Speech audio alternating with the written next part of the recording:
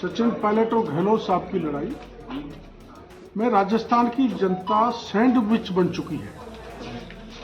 आपस में लड़ रहे हैं गहलोत साहब की कुर्सी कैसे बची रहे और राठौर सचिन पायलट कुर्सी को कैसे पाए।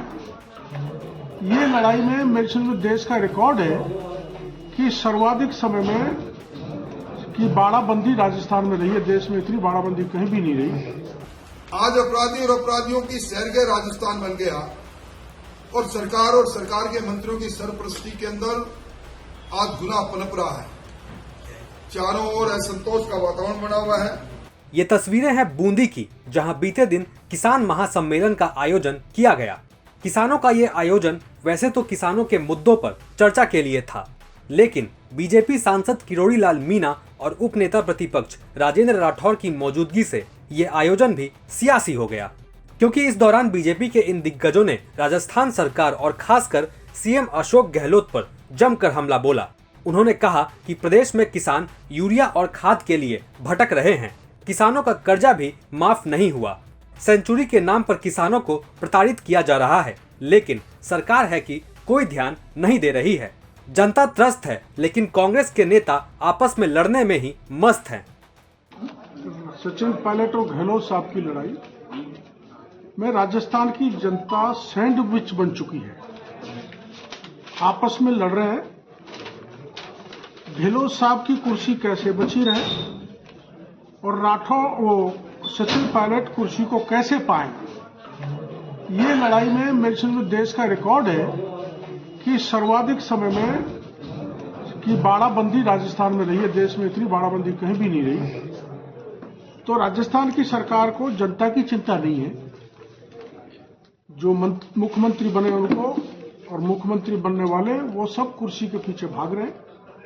जनता त्रस्त है और आपके इलाके में आप जान रहे हो जिस ढंग की बंदरबाट चरागा की हुई है, खाद नहीं मिल रहा।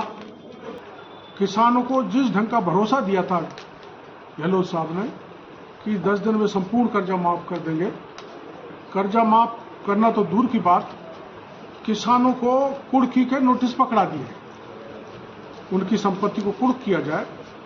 जब राहुल गांधी कह गए थे 10 दिन में कर्जा माफ करेंगे, तो उसका जवाब तो गहलोत साहब को देना ही पड़ेगा जनता के बीच में चुनाव में।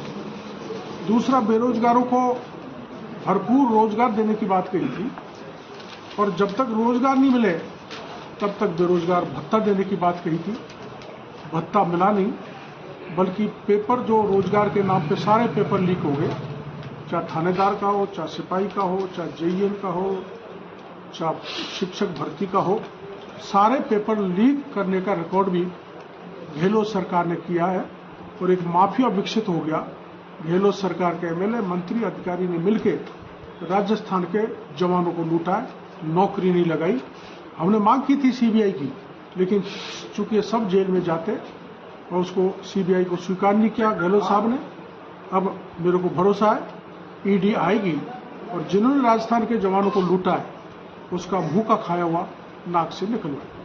अगर आपको पता हो तो कुछ दिनों पहले बूंदी के नैनवा से एक दिल दहला देने वाली घटना सामने आई थी, जहां चांदी के कणों के लिए चोरों ने 80 साल की बुजुर्ग उच्छबी बाई के पैर ही काट दिए थे।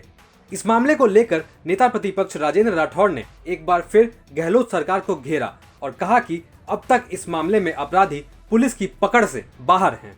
आपके यही नैनवा के नजदीक केवट के अंदर 2 सितंबर की घटना, लौ मरसक घटना, उच्च बाई के पैरों से चांदी के कंगन काटने के लिए पैर काट दे और आज 2 सितंबर को गुजरे हुए लंबा अंतराल हो गया और पुलिस की गिरफ्त में ऐसे जघन्य अपराधी नहीं आए।